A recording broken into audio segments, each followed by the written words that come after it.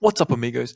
Today we're looking at the aerodynamics of a crab with a wing on top. Can we make the crab produce more downforce? And this comes at the request of one of you amigos called All Mac No Vector.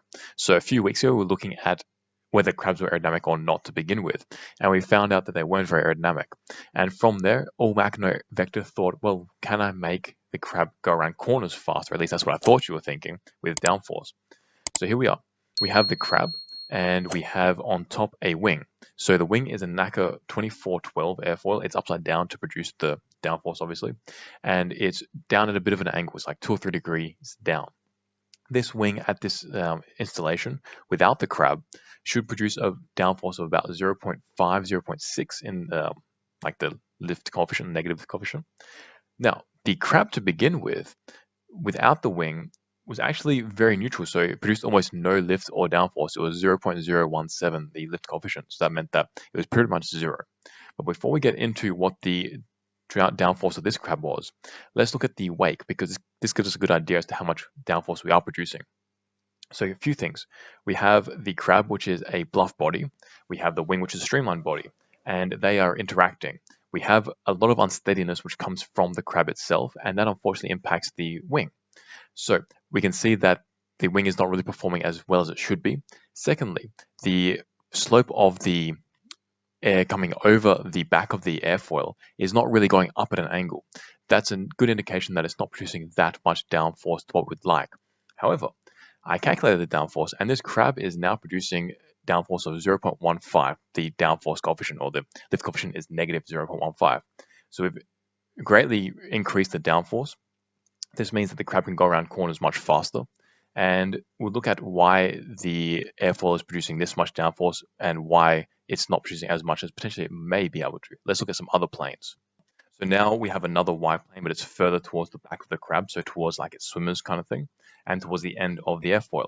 So typically airfoils, as you get to the end of them, they produce less lift than in the middle, and that's because you have the air bleeding over from, or in this case downforce I should say, the air bleeding over from one side to the other and reducing the effective angle of attack. If you don't know what that is, you can check out a podcast and we talk about that fairly regularly.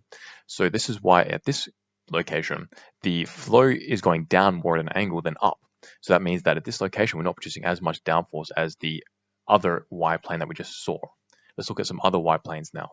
So now we have two Y planes, one right at the pincers and one right at the back of the legs. Neither of them are going over the airfoil. And you can see that both of them are pretty much just reacting like bluff bodies do, like the wakes of bluff bodies, which is there's just a lot of unsteadiness. They're not really going up or down. It's just in one line and there's no real coherency to it. So we can say that at these locations, there's pretty much no downforce being produced because they're not over the airfoil anyway. It was really those other two planes is where we were getting a lot more downforce being produced. So now we have a Z-plane going pretty much between the crab and the airfoil. I should mention that the crab and the airfoil are connected by like a little rod. And the reason why I want to look at this plane is because it tells us how the flow over the suction side of the airfoil, so in this case the lower side, is performing.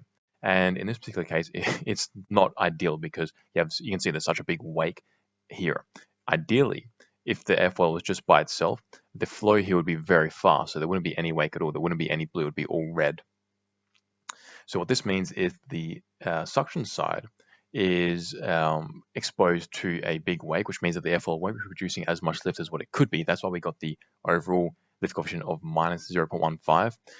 It should be probably a little bit more because even though the airfoil is now attached to the crab and the entire unit is producing the same downforce as the airfoil by itself, other than the corrupted bit, it should still be more than 0.15. I would probably think maybe 0.3, 0.4, but because of this interaction here, it means that the airfoil is not producing as much lift as what it should be under ideal conditions.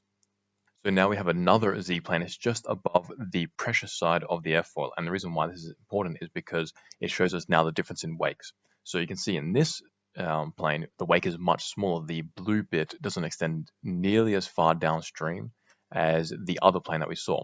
So this tells us that the pressure side of the airfoil, in this case the upper side, is seeing a much better flow than the suction side, but it's still not as good as what it should be because there is still some unsteadiness, which means that there is still a wake, and that's not ideal for streamlined bodies. This airfoil in particular, at this angle of attack, should not be producing much of a wake at all. Let's look at some X-planes. I meant Z plane, Y plane, sorry. I get my alphabet mixed up sometimes. So this is a Y plane, and we have arrows showing where the flow is going.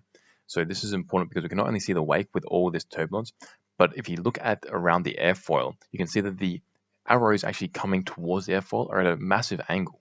So this means that the effective angle of attack that the airfoil is seeing is probably actually negative. So it's probably like -3 or -4 degrees, maybe even more, which means that the airfoil will be producing less lift than what it should be, as well as the wake under, like on the suction side underneath between the crab and the airfoil surface. This is all contributing to a lower lift production. And because the airfoil is at such a negative angle of attack, there is that slight flow separation over the pressure side now, which is the top surface here. And this all contributes to the underperformance of this ensemble. So what could we do to make this better? Well, the crab may have won the battle, but it hasn't won the war. And what we could do is, I won't give you all the details, because I want to do some more videos on this to optimize it, because this crab will not get away with producing less downforce. We will make it produce more downforce.